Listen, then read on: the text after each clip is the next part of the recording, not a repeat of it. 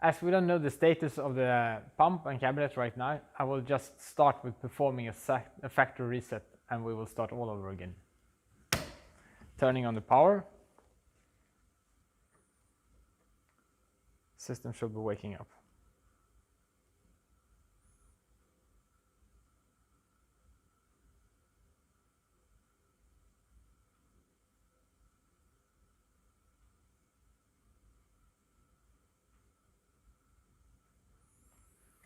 So there's some kind of configuration done, but I will go to settings.